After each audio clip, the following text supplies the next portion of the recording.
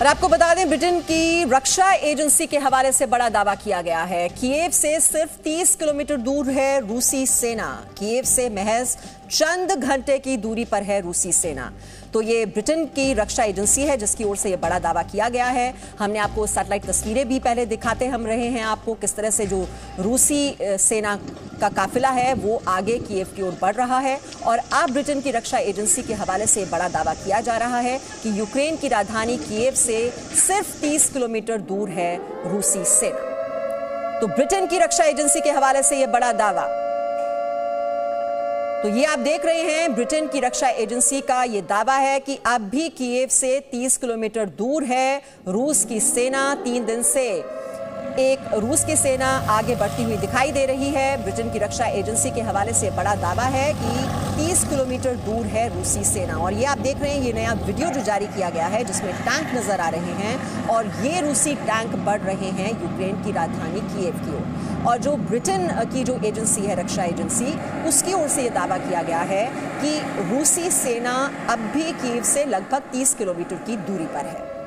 तो पिछले 2-3 दिन में हम देख रहे हैं कि ये काफिला भी दिखाया जा रहा है, किस तरह से रूसी टैंक आगे बढ़ रहे हैं। जो सैटेलाइट इमेजेस भी आपको याद होगा जो पहले जारी की गई थी, जिसमें ये बड़ा काफिला 64 किलोमीटर लंबा रूसी सैन्य काफिला नजर आ रहा था जो कीव की ओर बढ़ रहा था।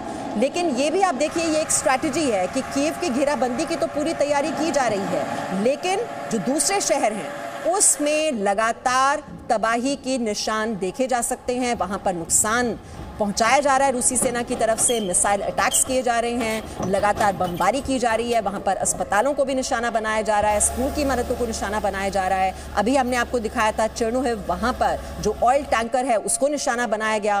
और ये आप देख रहे हैं ब्रिटेन की रक्षा एजेंसी के हवाले से बड़ा दावा कि रूसी टैंक यूक्रेन की राजधानी कीव की ओर बढ़ रहे हैं। और इन तस्वीरों में वो रूसी टैंक आप देख भी पा रहे हैं। पहले आपने वो सैटेलाइट इमेजेस देखी थी जिसमें वो एक बड़ा सैन्य काफिला रूस का नजर आ रहा था जो कीव की ओर बढ़ता हुआ दिखाई दे रहा था। और ये आप टैंक आगे बढ़ते हुए देख रहे हैं। मेजर जनरल विशंबर दयाल, ये हम पहले 2-3 दिन से ये सुन रहे हैं, 30 किलोमीटर दूर, 30 किलोमीटर दूर, ये यानी स्ट्रैटेजी है कि इतनी दूरी धीरे धीरे बढ़ा जाएगा कीव में, अभी नहीं है। नहीं तो वो चाहते तो बम्बार्डमेंट कर सकते थे कीव पर, लेकिन खार्किव और शहरों में ज्यादा नुकसान हो रहा है। देखिए मीमांसा, बहुत क्लियर सी पिक्चर है।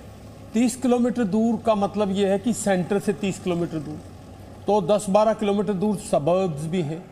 इतनी बड़ी सेना है, तो वो काफिला जब आया है तो वो अब नॉर्थ की तरफ से उसने अगर जब घेरा है तो जो मेन कॉलम है सैटेलाइट से वही दिखेगा। अब उसके जो प्रोबिंग एक्शंस हैं वो कितने आगे तक आए हैं, 10 किलोमीटर, 15 किलोमीटर, तो वो सब जो है वो सिर्फ रशियन सैटेलाइट से जब वो रिलीज़ करें। रशिया देखिए किसी किस्म की कोई इंफॉर्मेशन नहीं कर रहा है। सिर्फ वहाँ में रशिया से जो बातचीत की है वहाँ पता लगा कि वो शाम को एक बार ऑफिशियली एक प्रेस रिलीज़ करते हैं उनके मिलिट्री, इंटरनेशनल मिलिट्री कॉपरेशन वाले और फॉरेन मिनिस्ट्री वाले, और कुछ नहीं बोलते।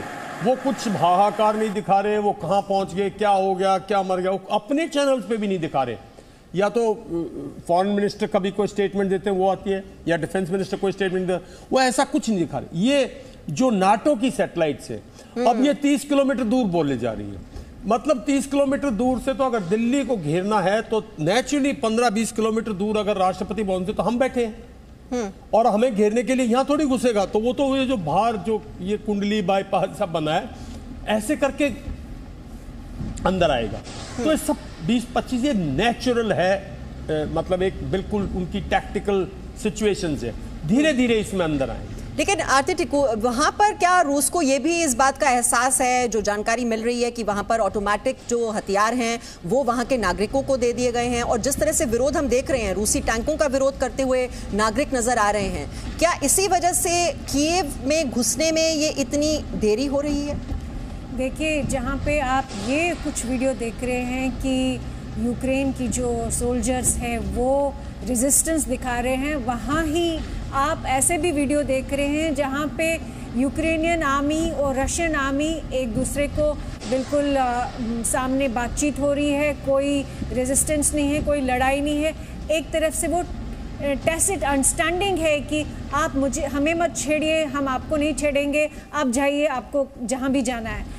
तो ये जो दो हमको चित्र अभी दिख रहे हैं, जो दो तरह की इमेजेस दिख रही है, वो क्लियरली ये है कि आधी पिक्चर्स, आधी जो वीडियोस है वो नेटो और यूक्रेन भेज रहा है और आधी पिक्चर्स और वीडियोस जो है वो रशिया भेज रहा है। लेकिन सबसे बड़ा इंडिकेटर कि रशिया के पास स्ट्रेंथ है और सबसे बड़ा इंडिकेटर कि रशियन फोर्सेस आगे बढ़ रही है, वो ये है कि पिछले एक हफ्ते से लगातार हम ये सुनते आ रहे हैं वेस्टर्न मीडिया से भी और रशियन मीडिया से भी कि उन्होंने नए सिटीज़, नए टाउन्स में कब्जे में लिए हैं, उन्होंने घेराव किया है नॉर्दर्न बॉर्डर पे, सदर्न बॉर्डर पे, ईस्टर्न बॉर्डर पे, और वो सारा जो कंटेनमेंट हो रहा है वो धीरे धीरे आगे बढ़ रहा है। कोई ये नहीं कह रहा है कि रशिया रिट्रीट कर रहा है, कोई ये नहीं कह रहा है कि पुतिन जो है वो रिट्रीट कर रहे हैं, रिट्रीट वाला कोई सीन नहीं है। तो क्लियरली ये समझ आता है कि पुतिन